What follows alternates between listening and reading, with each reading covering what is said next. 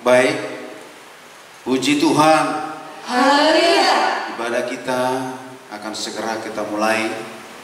Kita mau merasakan hadirat Tuhan, boleh berdaulat dalam kehidupan kita, sehingga hari ini kita boleh menyenangkan hati Tuhan. Dialah Allah yang layak disembah, dialah Allah yang layak dipuji, dimuliakan. Biarlah kehidupan kita hari ini menyenangkan hati Tuhan. Kita angkat puji buat Tuhan dari bahasa Tapanuli. O Yesus, upasahan sudina ngulukul. Haleluya.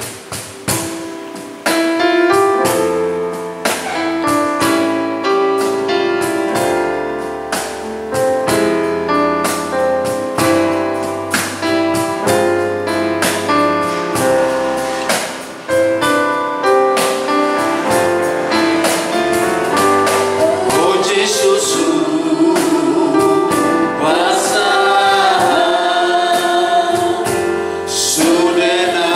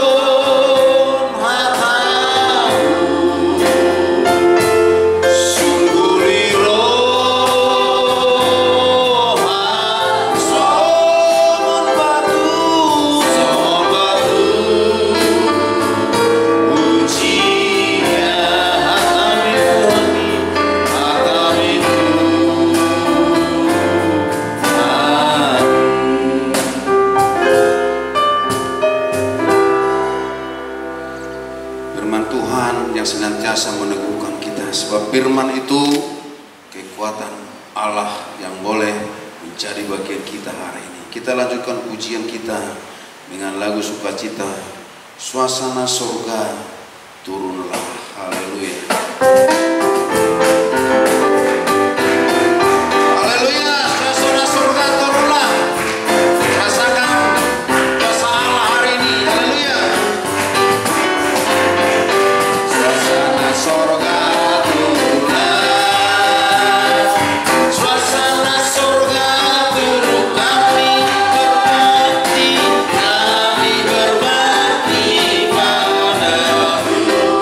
Suasana surga, suasana surga, suasana surga turunlah. Suasana surga turunlah. Kami berbakti padamu.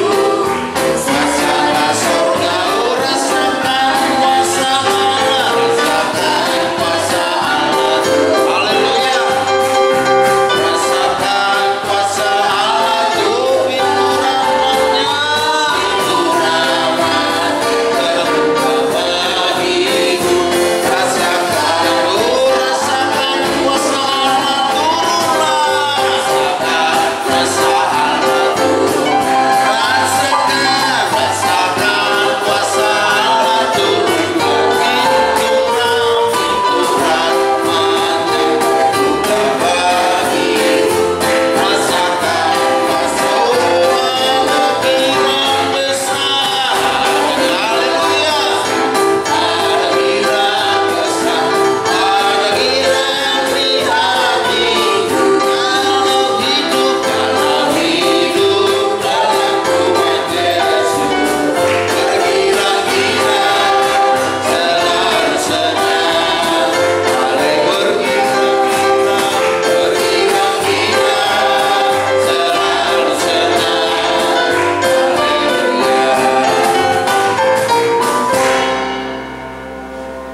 Puji Tuhan. Haleluya.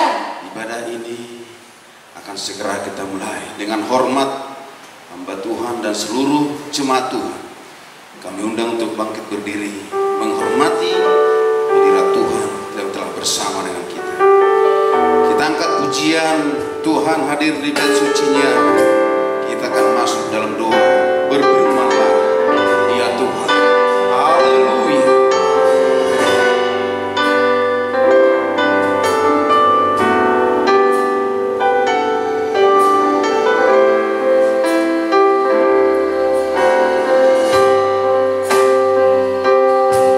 Haleluya. Tuhan hadir di bait suci-Nya.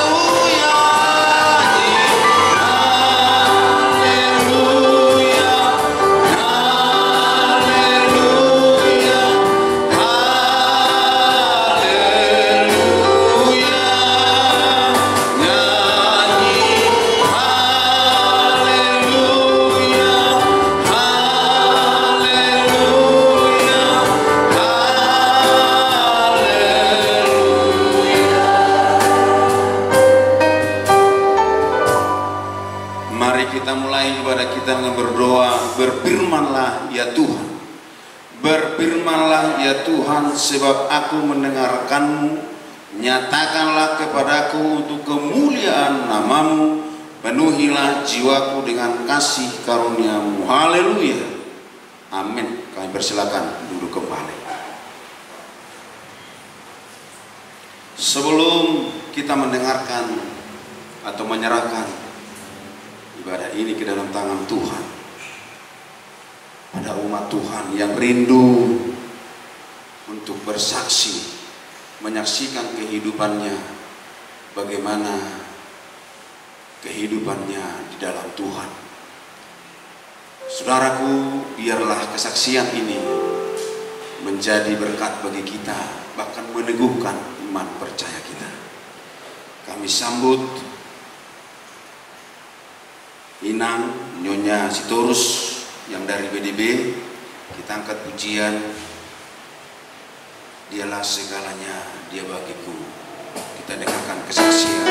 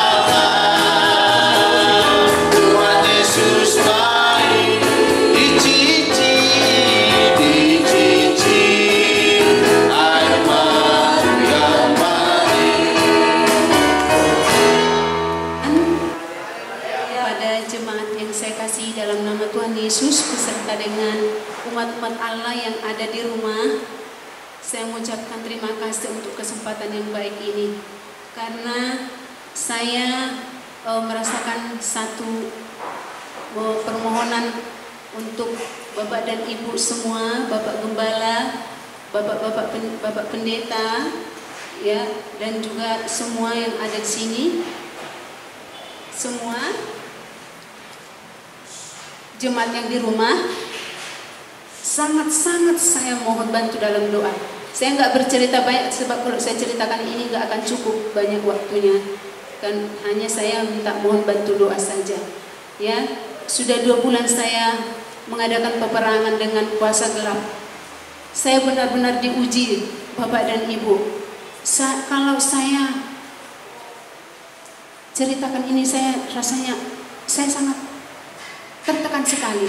Tetapi saya tadi pagi ketika saya berdoa kepada Tuhan, Tuhan ingatkan saya, udah kamu pergi nanti ibadah, kamu bersaksi dan kamu harus doakan. Itulah sebabnya saya kasih tahu ini kepada Bapak dan Ibu sekalian. Memang seminggu yang lalu Bapak Gembala dengan Bapak Pendeta kita, Bapak Pendeta MC Lalahi dengan Ibu Gembala dan Ibu Pendeta sudah datang ke rumah dan sudah mendoakan. Nah, tetapi saya masih dicoba lagi. Untuk itu saya memohon belas kasih kepada semua jemaat yang ada di Patonanggi, Bapak Gembala, Bapak Pendeta, dan juga Ibu Gembala, semua jemaat yang ada di rumah. Saya sangat mohon, bantulah saya dalam doa. Saya benar-benar mengalami cobaan ini dan saya benar-benar diuji hidup saya di hadapan Tuhan. Dan tadi pagi diingatkan, dibilang lagi harus sungguh-sungguh berdoa. Ini dalam penampian, entah kenapa selalu dibilang penampian katanya. Saya menjadi, Tuhan kuatkanlah saya agar saya juga bisa ikut bersamamu gitu. Saudaraku, kamu sungguh berdoa, cari jiwa-jiwa, disuruh cari jiwa-jiwa Bapak dan Ibu. Nah, inilah yang saya minta bantu dalam doa. Mohon doakan saya sebut saja nama saya Neti Flora Saragi. atau Neti Saragi saja boleh. Kemudian keluarga Joram Sitorus, anak saya juga Jonathan Abram, mohon dibantu dalam doa. Semua keluarga kami supaya dibentengi Tuhan di dalam kekuatan kuasa-Nya agar kami peroleh kemenangan di dalam Tuhan. Ini saja yang menjadi permohonan doa saya kepada Bapak dan Ibu sekalian, supaya saya benar-benar isi keluarga saya dibentengi, dibantu dalam doa. Nah, yang saya mau minta lagi, saya mau katakan, kalau ada sesuatu sakit hati dalam hidup kita, cepat-cepat bertobat, cepat-cepat diselesaikan. Jangan sampai itu terbawa arus. Itu akan jadi senjata nanti dipergunakan oleh iblis. Jadi cepat-cepat datang kepada Tuhan untuk menyelesaikan persoalan itu, supaya kita segera diberikan Tuhan, yaitu hikmat, kita cepat-cepat berlari kepada Tuhan, bertobat datang kepada Tuhan. Sekian, terima kasih untuk kesempatan yang baik ini. Tuhan Yesus memberkati. Amin. Puji Tuhan. Haleluya. Itulah kesaksian ibu kita tadi, Ibu Sitorus dari BDP. Kesaksiannya bagaimana ibu itu berperangan dengan iblis dalam kehidupannya. Dikatakan tadi, jangan ada akar pahit dalam kehidupan kita dan cepat kita bertobat. Oleh sebab itu, saudaraku yang terkasih dalam nama Tuhan, lewat kesaksian ini biarlah iman kita diteguhkan. Dalam suasana kondisi akhir zaman yang kita boleh beribadah di rumah-rumah, biarlah kita diberkati, bahkan biarlah kita saling mendoakan. Sebab kita tahu ini adalah akhir zaman. Biarlah kita mendekatkan diri dan senantiasa mendekatkan diri kepada Tuhan. Oleh sebab itu kita bantu dan kita sokong ibu itu, sehingga ibu itu boleh imannya diteguhkan, bahkan berkemenangan di dalam Yesus Kristus. Puji Tuhan. Haleluya. Pada ini akan kita serahkan ke dalam tangan Tuhan. Hambanya nanti Bapak Guru Utahuru menyerahkan ibadah ini ke dalam tangan Tuhan. Biarlah seluruh ibadah ini, biarlah dipimpin oleh tangan kasih Tuhan, bahkan kuasa Tuhan, otoritas Tuhan. Biarlah Tuhan berdaulat dalam kehidupan kita. Bahkan firman Tuhan yang disampaikan hambanya nanti, biarlah itu berakar, bertumbuh, dan berbuah dalam kehidupan kita.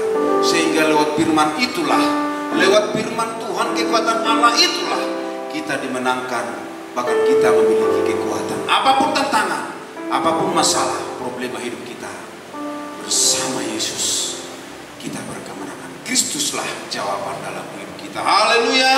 Kita sambut hambanya, kita akan pujian buat Tuhan. Ku datang kepada Tuhan segenap.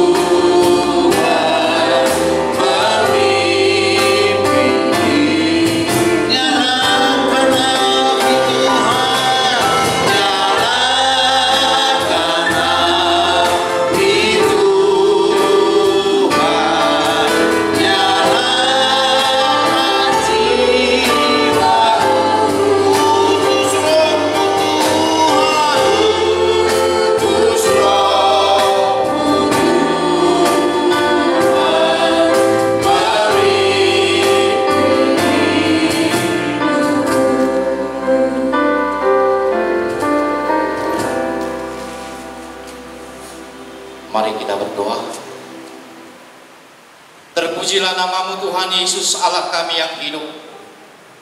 Allah yang selalu peduli akan hidup kami, yang selalu memperhatikan hidup kami, bahkan menyertai kami Tuhan hingga pada hari ini. Inilah ibadah kami Tuhan, ibadah Minggu Raya. Kami tahu ya Tuhan, oleh kasih-Mu dan kemurahan-Mu lah ya Bapa, kami dapat lakukan ibadah. Senantiasa memuji memuliakan nama-Mu Tuhan. Hadirlah Engkau Tuhan di dalam ibadah kami, supaya kami dapat menerima ketentraman, kedamaian, bahkan sukacita yang sempurna hanya di dalam Tuhan. Tuhan Yesus menjadi jawaban di dalam hidup kami. Sebab itulah Tuhan, berkaryalah Engkau Bapa di dalam persekutuan kami hari ini, terlebih-lebih Tuhan di zaman akhir ini. Engkau Tuhan mengetahui bagaimana keadaan negeri kami ini oleh virus corona ya Bapa yang melanda negeri kami ini. Kami tidak tahu Bapa apa rencana Tuhan di dalam hidup kami, namun kami percaya Tuhan turut bekerja untuk mendatangkan kebaikan bagi hidup kami. Itulah harapan kami Tuhan, sehingga kami hanya kepada Tuhan mengadu, sehingga hanya kepada Tuhan tumpuan pengaduan kami. Tolong kami Bapa di dalam hidup ini, supaya kami dapat melalui hari-hari kami bersama dengan Tuhan. Bapa yang baik di dalam surga, demikian juga Bapa, dimanapun Tuhan umat-umat-Mu berada, umat-umat-Mu beribadah, yang dapat dijangkau oleh ibadah kami ini ya Tuhan, hanya Engkau-lah Bapa jawaban di dalam hidup kami. Hanya Engkau-lah yang peduli di dalam hidup kami. Sebab itu Bapa, sertailah umat-umat-Mu dimanapun mereka berada. Demikian juga Tuhan para hamba-hamba-Mu dimanapun mereka berada Bapa, tangan kasih-Mu ya Tuhan yang selalu menuntun memperdulikan hidup kami ya Bapa. Demikian juga hari ini kami telah mendengarkan kesaksian ibu kami, Ibu Sitorus.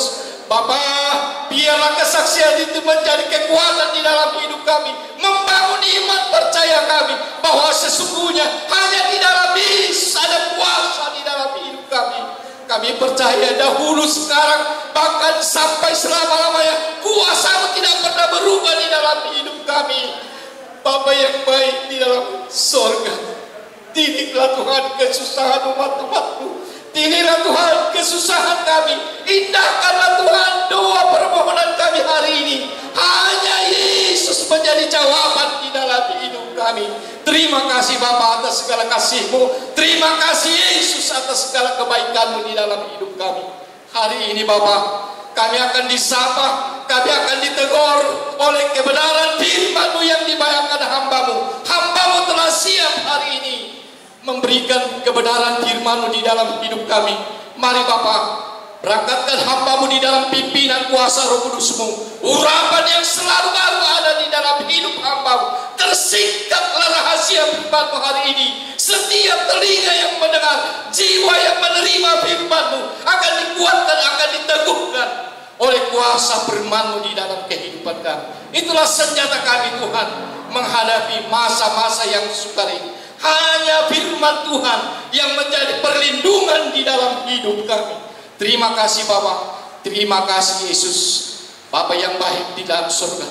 Segenap kehidupan kami, segenap ibadah kami, kami serahkan ke dalam tangan pengasihan-Mu. Terimalah doa kami pada hari ini. Segenap kehidupan kami hanya ke dalam tangan Tuhan. Terpujilah nama-Mu Tuhan. Lewat ibadah kami hari ini, dipermuliakanlah nama-Mu Yesus kekal sampai selama-lamanya. Haleluya. Amin.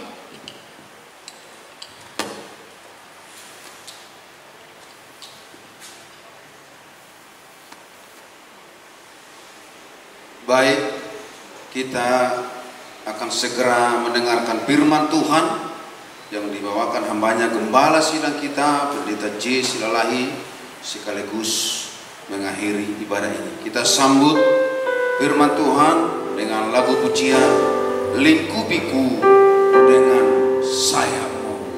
Haleluya. Biar Biarlah saya Tuhan yang melingkupi kehidupan kita. Haleluya.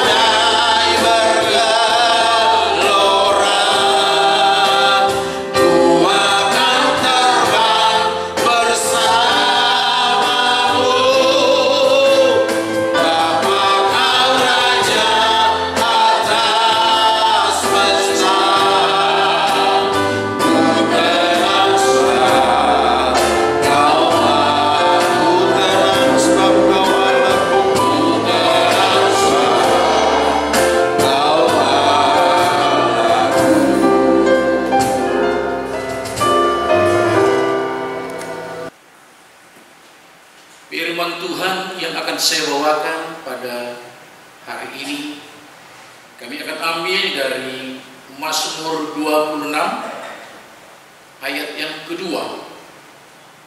Demikian firman Allah. Ujilah aku, ya Tuhan, dan cobalah aku, selidikilah batinku dan hatiku. Puji Tuhan. Haleluya. Judul dari firman Allah yang akan saya bawakan pada saat ini, masuk dalam ujian Tuhan. Dari firman Tuhan yang telah saya bacakan tadi, ini adalah permohonan daripada Raja Daud. Ujilah aku, ya Tuhan. Artinya Daud siap untuk diuji. Selidikilah batinku dan hatiku, karena apa yang keluar dari manusia itu berasal dari hati. Apakah ada sesuatu yang tidak menyenangkan hati Tuhan? Kalau saya boleh berkata, Raja Daud sungguh berani berkata kepada Allah, ujilah aku, selidiki batinku dan hatiku. Di sana tidak ada rasa dendam. Di sana rasa takut Allah ada. Jika seandainya akar kepahitan itu ada, beranikah seseorang berkata seperti apa yang dikatakan oleh Raja Daud? Ujilah aku, ya Tuhan. Pada umumnya, setiap orang merasa takut untuk masuk di dalam ujian. Saya pernah bertanya pada seseorang, Sudah kelas berapa adik kita? Jawabannya, dia tidak mau ujian. Bagaimana seseorang boleh naik kelas kalau tidak ikut ujian? Kalau meninggalkan ujian? Apa arti ujian ini dalam setiap kehidupan orang percaya? Untuk apa ujian itu? Ujian itu untuk mengetahui kualitas iman seseorang. Dalam 1 Petrus 1 ayat yang ke-6, demikian firman Tuhan. Bergembiralah akan hal itu, sekalipun sekarang ini kamu seketika harus berduka cita oleh berbagai pencobaan. Bergembiralah akan hal itu. Bagaimana seseorang dapat bergembira ketika mengalami banyak pencobaan? Bergembiralah akan hal itu, sekalipun sekarang ini kamu seketika harus berduka cita oleh berbagai-bagai pencobaan. Berbagai pencobaan bukan satu macam, beberapa macam pencobaan itu. Tetapi firman Allah berkata, bergembiralah. Kalau bergembira, mukanya berseri-seri, bersukacita ketika pencobaan dan ujian itu datang. Bolehkah seseorang bersukacita ketika dia mengalami ujian pencobaan? Biasanya sukacita itu digambarkan dengan wajah. Ketika dia bersukacita, mungkin seseorang akan bertanya, sukacita apa yang kau dapatkan? Oh, saya masuk dalam pencobaan Tuhan. Dapatkah seseorang berkata demikian ketika dia mengalami berbagai-bagai pencobaan? Karena apa? Kesulitan itu datang tetapi boleh bersukacita. Tadi ayat ke-7 berkata, demikian firman Tuhan. Maksud semuanya itu ialah untuk membuktikan kemurnian iman. Maksud, tujuan semuanya itu, pencobaan-pencobaan itu, apa tujuannya? Semua penyakit, penderitaan, kesusahan, apapun yang terjadi, maksud semuanya itu membuktikan kemurnian iman. Sekali peristiwa, seseorang takut check up ke dokter karena penyakitnya. Lalu saya bertanya, kenapa Bapak takut? Wah, pastilah takut, karena penyakit saya banyak. Seandainya nanti check up ke dokter ketahuan penyakit-penyakit apa yang ada dalam tubuh saya, lebih baik saya tidak tahu atau pura-pura tidak tahu. Kenapa ada orang takut untuk diperiksa firman Allah? Bercermin kepada firman Tuhan. Beberapa waktu yang lalu, seorang pemudi dari daerah Jakarta pernah bertelepon kepada kami, mohon didoakan. Ketika saya bercermin, bukan wajah saya yang nampak, tapi wajah roh jahat. Ketika dia bercermin, sehingga dia takut bercermin, karena roh jahat mengganggu kehidupannya. Lalu pemudi ini memohon melalui HP, tolong Pak, saya didoakan. Kebetulan beberapa waktu yang lalu kami pergi ke Pulau Jawa. Saya tidak kenal orangnya siapa dan menyalam kami. sayalah yang Bapak doakan. Ibu tadi bersaksi, beberapa hari ini ibu itu diganggu roh jahat karena kasus corona yang menggemparkan, bisikan-bisikan setan yang senantiasa menakuti. Tapi syukur pada Tuhan, karena kuasa-kuasa iblis telah kalah semuanya.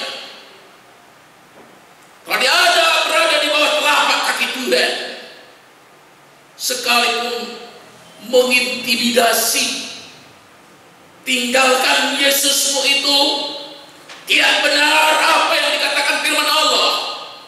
Begitu banyaknya intimidasi kepada keluarga itu, termasuk kepada anaknya. Lihat bagaimana dahsyatnya virus corona sehingga menghantui pikirannya. Syukur pada Tuhan karena kemenangan di pihak orang percaya, karena Allah yang berperang untuk anak-anak Tuhan. Sehingga ketika firman Tuhan ini berkata, bergembiralah sekalipun pencobaan itu datang, seolah-olah menakutkan kehidupan kita dalam berbagai-bagai pencobaan. Maksud semuanya itu tujuannya adalah membuktikan kemurnian iman. Dalam Daniel 11 ayat 35 firman Allah di sana berkata, demikian firman Tuhan, sebagian dari orang-orang bijaksana itu akan jatuh, supaya dengan demikian diadakan pengujian, penyaringan, dan pemurnian di antara mereka sampai pada akhir zaman, sebab akhir zaman itu belum mencapai waktu yang telah ditetapkan. Sebagian dari orang-orang bijaksana itu akan jatuh ketika ujian itu datang. Ada yang menang dan ada yang kalah.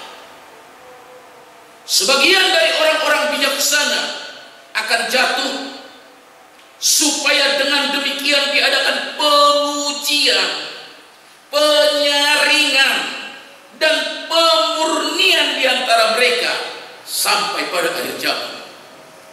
Sampai detik-detik terakhir Tuhan datang, ujian kepada orang percaya itu sering senantiasa datang.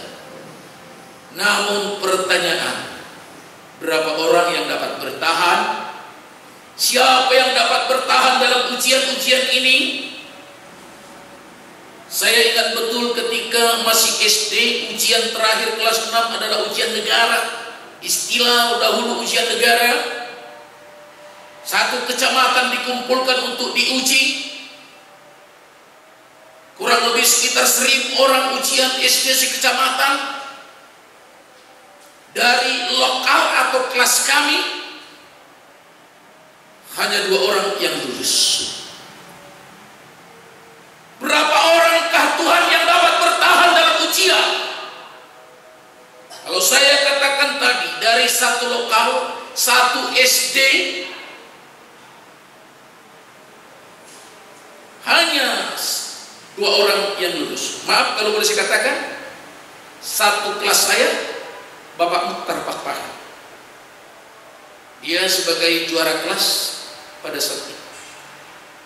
Dari sekian puluh orang, hanya 2 orang yang lulus. Demikian diadakan pengujian, penyaringan, dan pemurnian di antara mereka.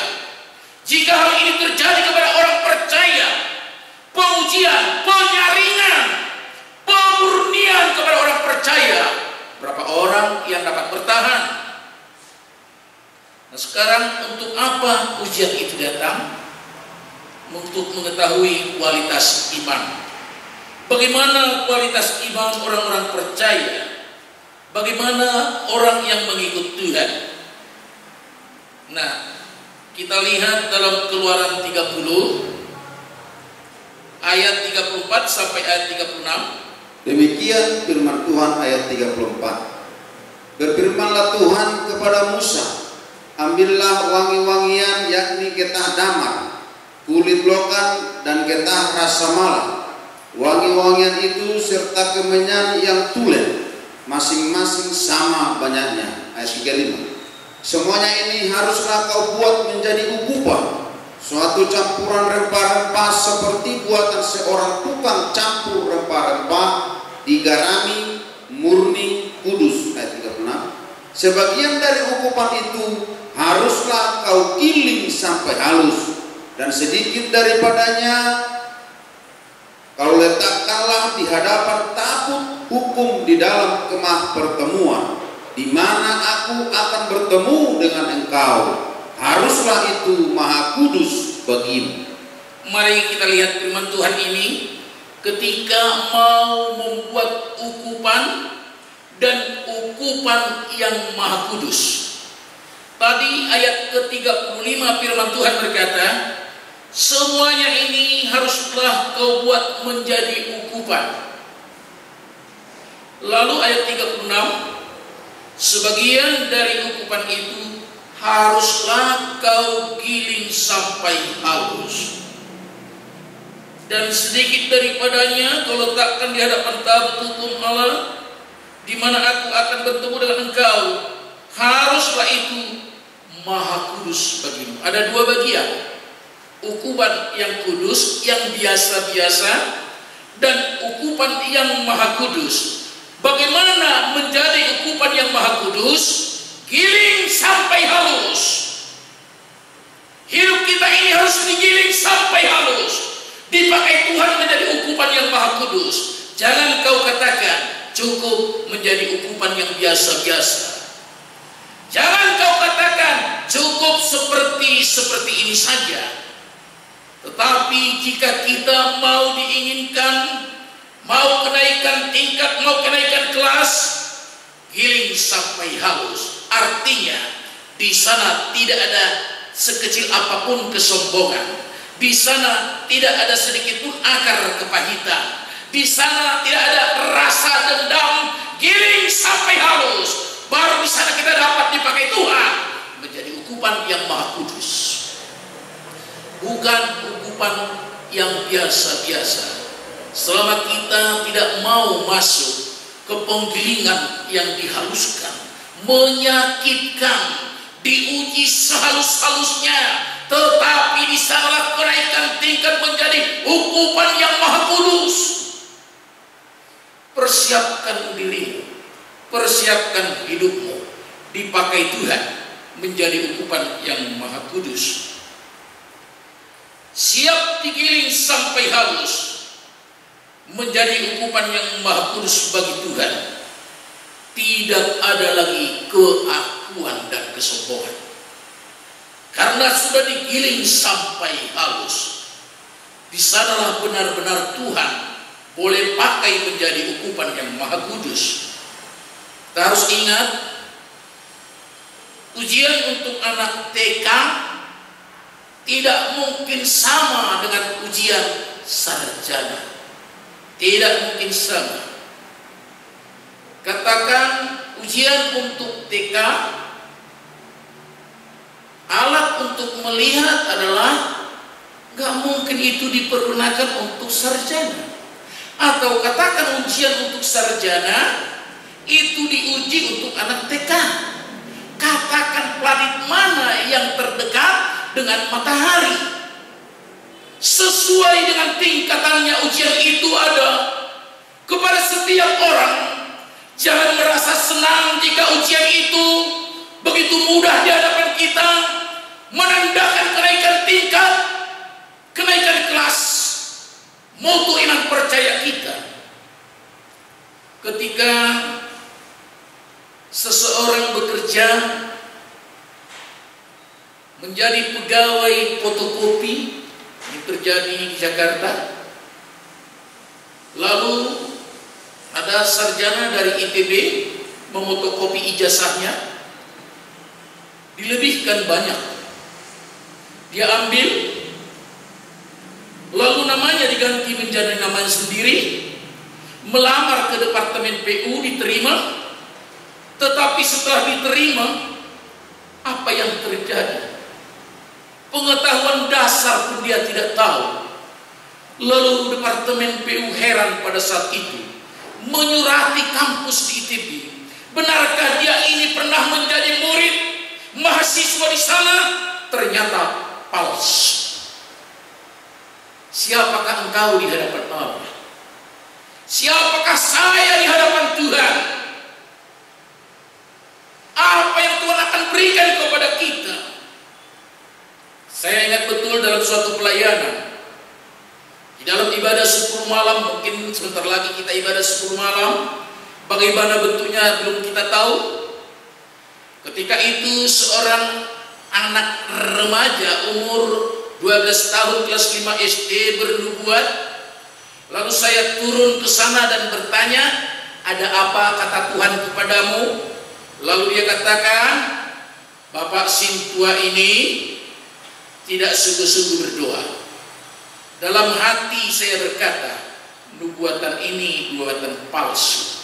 Karena dia adalah seorang guru Injil. Kenapa dikatakan Sintua? Lalu dia membentak saya, katanya, benar, di hadapan manusia dia guru Injil, di hadapan Tuhan hanya Sintua.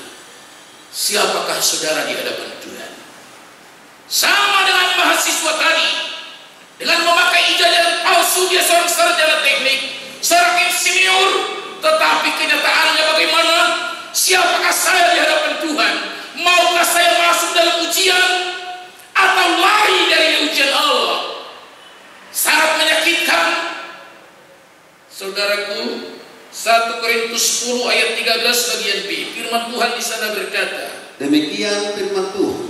Pencobaan-pencobaan yang kamu alami ialah pencobaan-pencobaan biasa yang tidak melebihi kekuatan manusia. Apa yang kita alami, bentuk ujian dan pencobaan dari Allah. Firman Tuhan berkata, pencobaan biasa. Tiada yang luar biasa yang Tuhan berikan kepada kita. Tidak melebihi kekuatanmu. Apapun yang terjadi dalam kehidupan orang yang mengikuti Tuhan, firman Tuhan ini berkata, tidak melebihi kekuatanmu. Sekarang, kapankah ujian itu datang? Bila seseorang masuk dalam ujian Tuhan. Ayub 7 ayat 17 dan 18. Demikian firman Tuhan. Apakah gerangan manusia sehingga dia kau anggap agung dan kau perhatikan, dan kau datangi setiap pagi dan kau uji setiap saat? Apakah gerangan manusia kau datangi setiap pagi? Saya ulangi, kau datangi setiap pagi. Apakah di rumah ini ada doa, ada permohonan, sehingga setiap pagi Tuhan datang di depan rumah kita, masuk di dalam rumah kita dan mendengarkan apa cerita hati kita? Dan firman Tuhan katakan, kau uji setiap saat. Tuhan datang untuk memberikan ujian. Kapan? Setiap saat. Setiap saat berarti setiap detik, setiap kesempatan. Kalau dalam bahasa Batak dikatakan, Saide batihono ibana ganuk sogot, jala ganuk tokin di ujuni hono ibana. Setiap saat ujian itu datang. Ujian di sekolah ada rosternya. Bapak Ibu yang menjadi guru di sekolah tahu betul bahwa di sana ada roster ujian. Katakan pada hari Senin umpamanya ujian bahasa Indonesia, berarti persiapan ditujukan untuk pelajaran bahasa Indonesia. Hari Selasa mungkin bahasa Inggris dan selanjutnya. Tapi ujian kepada orang percaya tidak ada roster. Setiap saat, seandainya ada diperbuat Tuhan roster bahwa ujian pada hari Senin, jangan memfitnah, kita boleh berdiam diri, kita usahakan 24 jam, jangan memfitnah. Hari Selasa, jangan bersungut-sungut, kita berusaha mungkin setiap hari Selasa sepanjang 24 jam berdiam diri. Berikutnya, jangan membalas kejahatan dengan kejahatan mungkin, dan lain sebagainya. Tetapi bagi orang percaya tidak ada roster. Setiap saat diuji. Berikutnya, Tuhan menguji orang percaya melalui apa? Apakah ujian yang diperbuat Tuhan kepada seseorang melalui apa? Boleh jadi melalui kesusahan, penderitaan, penyakit, keuangan, atau yang lain-lain. Bahkan mungkin melalui makanan. Bagaimana cara Tuhan untuk menguji seseorang? Nah, kalau kita memperhatikan ujian melalui kesusahan dan penderitaan, Yesaya 48 ayat yang ke-10, firman Tuhan di sana berkata, demikian firman Tuhan, sesungguhnya aku telah memurnikan engkau, namun bukan seperti perak, tetapi aku telah menguji engkau dalam dapur dan kesengsaraan. Firman Tuhan ini berkata, aku telah memurnikan engkau, namun bukan seperti perak, tetapi aku telah menguji engkau dalam dapur kesengsaraan. Dalam dapur kesengsaraan. Bagaimana firman Tuhan ini berkata, orang percaya dibawa ke dalam dapur kesengsaraan. Di sanalah diuji, dimurnikan. Saya pernah membaca istilah teologi arsik. Kenapa ada teologi arsik? Rupanya kalau di dapur kaum ibu terkenal dengan arsik orang Batak, ada cabai, ada jahe, ada daliman, asam, garam, lalu dikelola menjadi arsik. Enak rasanya. Kehidupan kita ini juga dalam penderitaan, boleh jadi dalam keuangan, kesulitan, tetapi di sana Tuhan menjadikannya. Lalu saya berkata dalam hati, oh, itu sebabnya disebut teologi arsik. Karena begitu banyak cobaan dan penderitaan digabungkan menjadi indah dan enak dirasakan. Dalam kehidupan orang percaya, bermacam-macam percobaan datang silih berganti, tetapi Tuhan senantiasa membuat indah pada waktunya. Bagaimana ujian kepada orang Israel melalui penderitaan dan kesulitan? Setelah mereka keluar dari Laut Teberau, Laut Merah, semuanya mereka bernyanyi dengan sukacita. Saya kutip beberapa lagu pujian dari mereka. Tuhan itu adalah kekuatan dan masmurku. Ia menjadi keselamatanku. Ia Allahku, kupuji Dia. Tuhan itu pahlawan perang. Tuhan itulah namanya. Inilah salah satu kalimat yang saya kutip dari lagu pujian ketika mereka telah melintasi. Mereka dengan pertolongan Tuhan melalui Laut Merah, dan mereka menyanyikan pujian ini. Tidak lama, hanya 3 hari, pujian itu sudah hilang. Gelombang kepercayaan mereka, grafik kepercayaan mereka naik turun. Yang tadinya mereka berkata, engkaulah pahlawan perang, tetapi kita lihat dalam perjalanan mereka hanya baru 3 hari. Di mana puji-pujian mereka ini? 3 hari lamanya berjalan di padang gurun dengan tidak mendapat air. Berarti bagaimana mereka mengalami kesulitan selama 3 hari di padang gurun. Boleh jadi anak-anak mereka telah menangis. Saya haus, Ma. Saya mau minum. Sepanjang 3 hari mereka berjalan tidak menemukan air. Lalu ayat yang ke-23. Demikian firman Tuhan, sampailah mereka ke Mara, tetapi mereka tidak dapat minum air yang di Mara itu, karena pahit rasanya. Itulah sebabnya dinamai orang tempat itu Mara. Lalu bersungguh-sungguhlah bangsa itu kepada Musa, Kata mereka, apakah yang akan kami minum? Sampailah mereka ke Mara.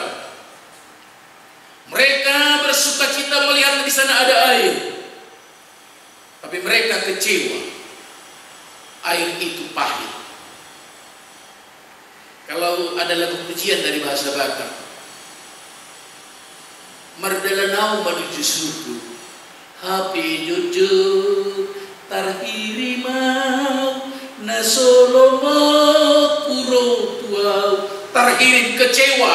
Mereka melihat ada air untuk memuaskan dahaga mereka, seolah-olah ini adalah pertolongan Tuhan, tapi rasanya sangat pahit. Ayat ke-24 tadi berkata, bersungut-sungutlah bangsa itu, kata mereka, apakah kami akan mati?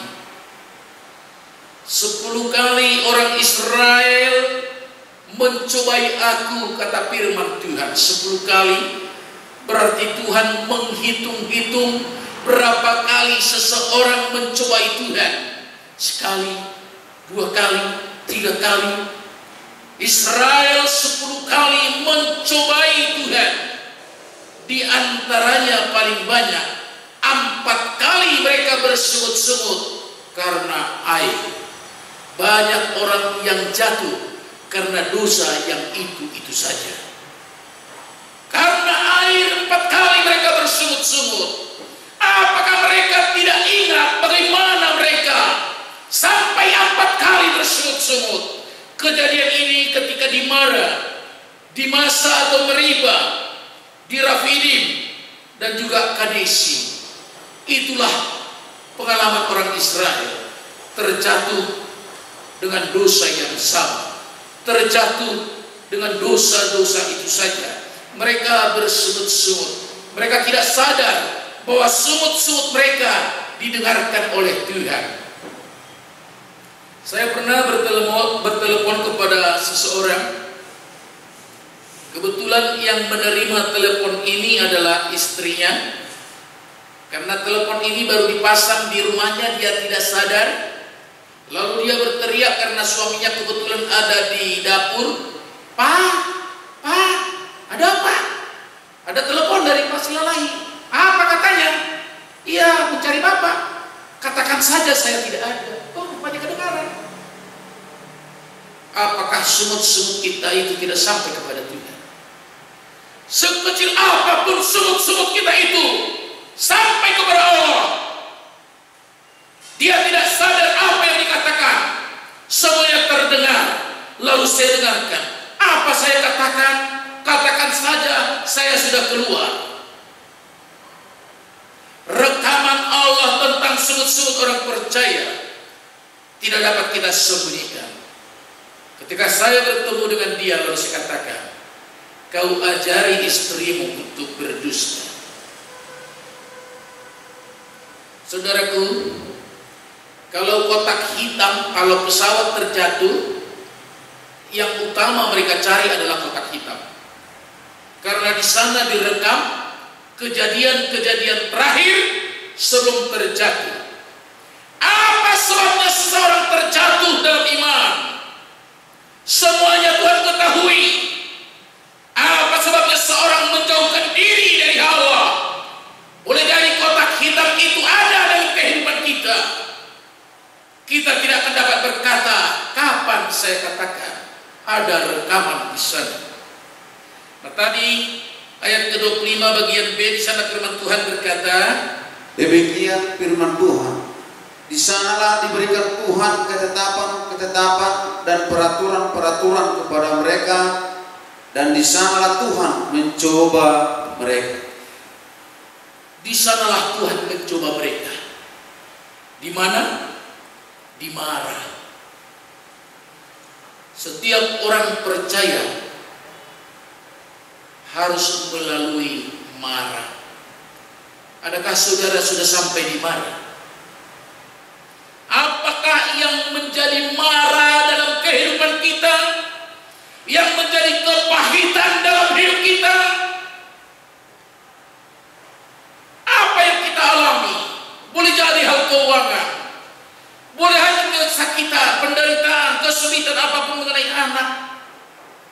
Saudaraku, di sanalah mereka dicobai Tuhan. Di mana Tuhan mencobai orang-orang percaya. Setiap orang percaya, saya katakan tadi, harus melalui mara. Di mana keadaanmu sekarang? Ayat 27. Demikian firman Tuhan. Sesudah itu sampailah mereka di Elim. Di sana ada 12 mata air dan 70 pohon korma. Lalu berkembanglah mereka di sana di tepi air itu. Sesudah itu sampailah mereka di Elim. Elim jaraknya dari Mara kurang lebih 60 km, sudah dekat. Seandainya mereka hanya merenungi nasibnya di Mara, tinggal di Mara, bersungut-sungut terus di Mara, mereka tidak akan menikmati berkat-berkat yang ada di depan, yang Tuhan telah persiapkan di Elim. Tidak jauh lagi berkat itu ada di hadapan mereka. Jangan berhenti mengikut Tuhan. Sesulit apapun ujian itu dalam hidupmu, jangan berhenti melayani Tuhan. Apapun keadaanmu, di Mara di depan sana, tidak lama lagi kita akan sampai di sana. Berkat-berkat telah dipersiapkan oleh Tuhan. Ada 12 mata air. Untuk siapakah itu? 70 pohon korma. Untuk siapakah itu? Tuhan persiapkan di depan sana. Jangan sekali-kali berhenti mengikut Tuhan. Jangan sekali-kali berhenti untuk melayani Tuhan. Bertahanlah. Apapun kesulitan yang kita hadapi. Nah, saudaraku, itulah ujian kepada orang Israel. Sekarang ujian apa kembali? Ujian makanan. Dalam Alkitab banyak yang jatuh karena makanan. Adam dan Hawa jatuh karena makanan. Esau jatuh karena makanan. Orang Israel terjatuh bersungut-sungut karena makanan. Maka Tuhan Yesus diuji melalui makanan. Bilangan 11 ayat ke-5. Demikian firman Tuhan.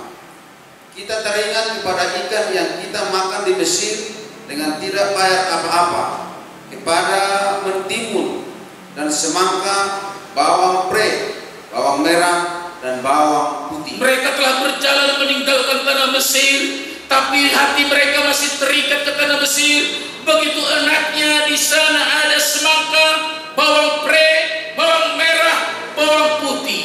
Kalau saya bertanya dan jawab dengan jujur, apa enaknya bawang merah? Apa enaknya bawang putih? Alasan untuk bersungut-sungut saja. Sebenarnya bukan makanan yang begitu enak, tetapi mereka hidup hanya bersungut-sungut. Sehingga mereka berkata, seandainya kami masih tertinggal di Mesir, tidak seperti ini. Lalu apa kata firman Tuhan? Ulangan 8 ayat 2 sampai 3. Demikian firman Tuhan. Ingatlah kepada seluruh perjalanan yang kau lakukan atas kehendak Tuhan Allahmu di padang gurun selama 40 tahun ini, dengan maksud merendahkan hatimu dan mencobai kau untuk mengetahui apa yang ada dalam hatimu, yakni apakah engkau berpegang pada perintahnya atau tidak. Jadi ia merendahkan hatimu, membiarkan engkau lapar dan memberi engkau makan manna yang tidak kau kenal dan yang juga tidak dikenal oleh nenek moyangmu, untuk membuat engkau mengerti bahwa manusia hidup bukan dari roti saja, tetapi manusia hidup dari segala yang diucapkan Tuhan. Di padang gurun selama 40 tahun ini, dengan maksud merendahkan hatimu. Setiap orang yang mau mengikut Tuhan harus siap merendahkan hati dan mencobai engkau untuk mengetahui apa yang ada dalam hatimu. Ayat ketiga tadi firman Tuhan berkata, ia merendahkan hatimu, membiarkan engkau lapar. Membiarkan berarti ada unsur kesengajaan. Sengaja dibiarkan lapar untuk mengetahui bahwa bukan dengan roti saja manusia hidup, tetapi dengan firman Tuhan. Kadang-kadang kita sulit untuk makanan, boleh jadi kita masuk dalam ujian Tuhan, merendahkan hati. Yang berikutnya atau yang terakhir, bagaimana hasil ujian? Setiap ujian ada yang menang dan ada yang kalah. Setiap ujian yang ada pasti ada yang menang dan ada yang kalah. Seleksi penerimaan mahasiswa baru tahun 2019 yang mendaftar 478.608, yang menang hanya 92.331. Dari orang percaya berapa orang yang dapat menang? Setengah pun tidak ada, seperempat saja tidak. Dari seleksi penerimaan dari ujian mahasiswa tahun 2019. Nah, Ayub 23 ayat 10. Demikian firman Tuhan, karena ia tahu jalan hidupku, seandainya ia menguji aku, aku akan timbul seperti emas. Seandainya ia menguji aku, aku akan timbul seperti emas. Pernyataan dari Ayub ketika dia diuji iman percayanya dengan berbagai-bagai pencobaan. Dia katakan, saya akan keluar sebagai pemenang, sebagai emas. Begitu banyaknya pencobaan-pencobaan yang datang kepada Ayub, tetapi dia menjadi, kata firman Tuhan katakan tadi, timbul seperti emas. Tahun 2012, 2 SLTA di Sumatera Utara, ketika ujian nasional 1 orang pun tidak ada yang lulus. Saya terkejut membaca di koran, dari 2 SLTA di Medan 1 orang pun tidak ada yang lulus. Bagaimana dari sidang jemaat yang ada di Batuan Anggi ini? Kalau ujian itu datang, berapa orang yang dapat bertahan? Kalau sampai tidak ada menang. Dari SLTA 2 sekolah. Tapi saya percaya Tuhan meneguhkan dan menguatkan kita. Nah, terakhir sebelum kita berdoa, Yakobus 1 ayat 12.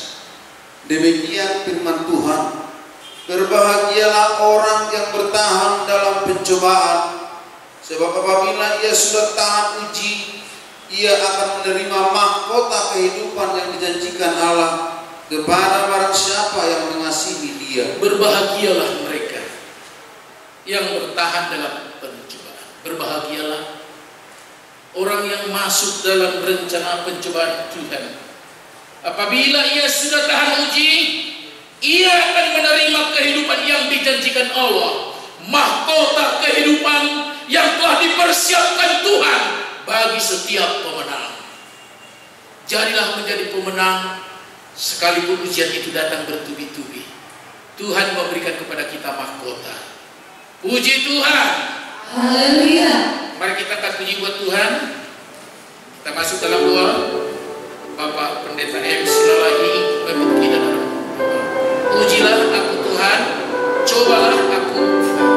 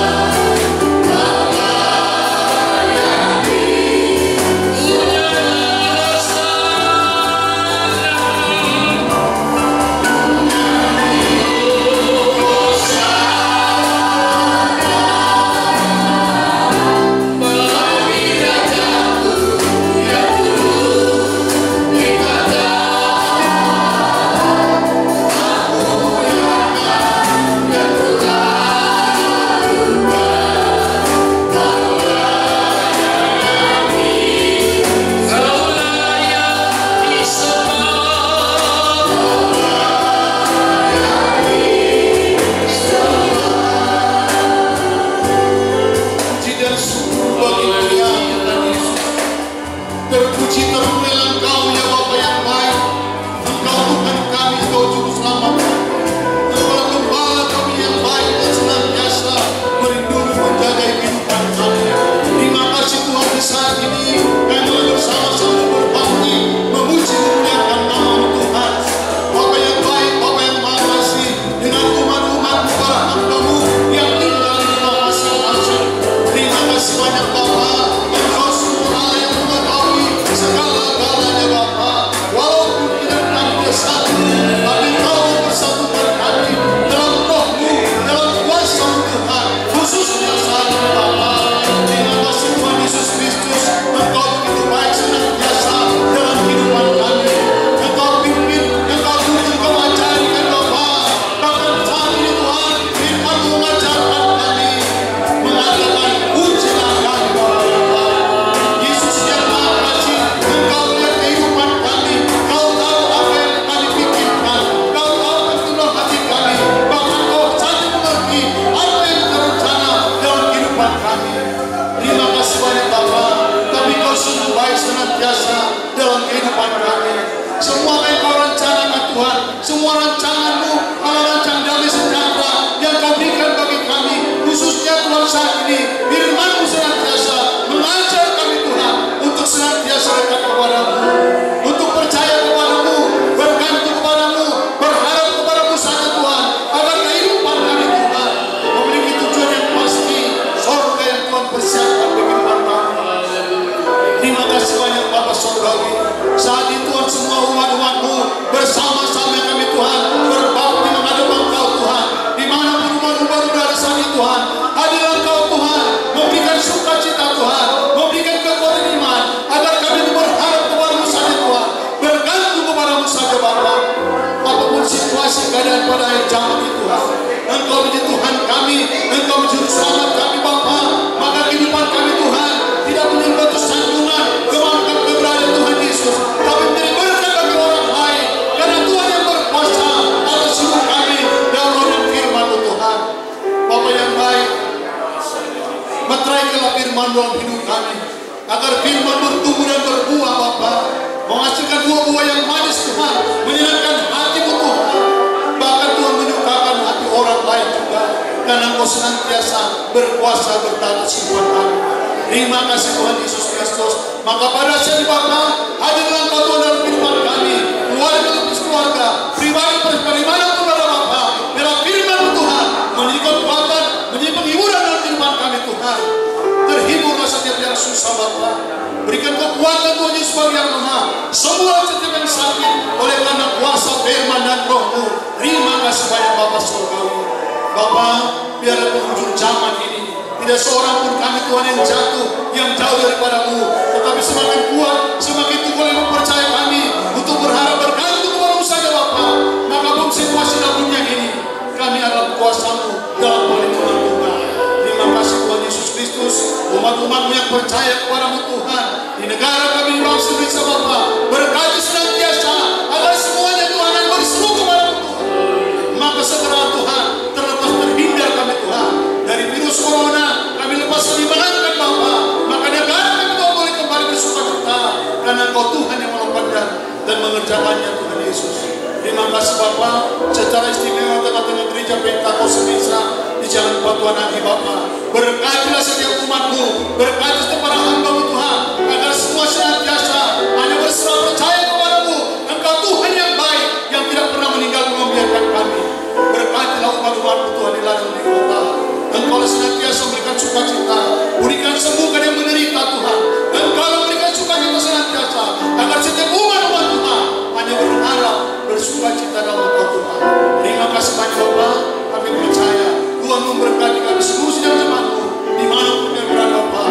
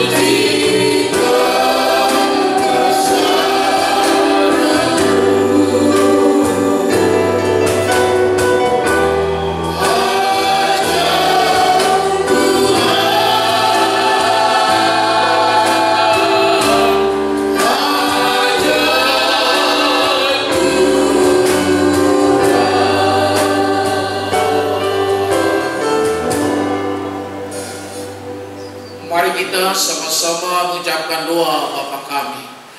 Bapa kami dalam surga, dikuduskanlah nama-Mu, datanglah kerajaan-Mu, jadilah kehendak-Mu di bumi seperti di surga.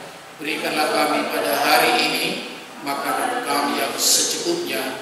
Ampunilah kami akan segala kesalahan kami, seperti kami juga mengampuni orang yang bersalah pada kami. Jangan bawa kami dalam pencobaan, melainkan lepaskan kami dari yang jahat, karena Engkau yang punya kerajaan, dan kuasa, dan kemuliaan sampai selama-lamanya. Haleluya. Anugerah Tuhan Yesus Kristus, kasih Allah Bapa, dan persekutuan Roh Kudus menyertai sidang jemaat mulai saat ini sampai selama-lamanya. Haleluya. Amin. Mari kita angkat puji buat Tuhan. Dan bagi saudara-saudara kami yang ibadah di rumah, mari ulurkan tanganmu untuk memberikan persembahan kepada Tuhan. Kita angkat puji buat Tuhan. Sungai sukacitamu mengalir dalam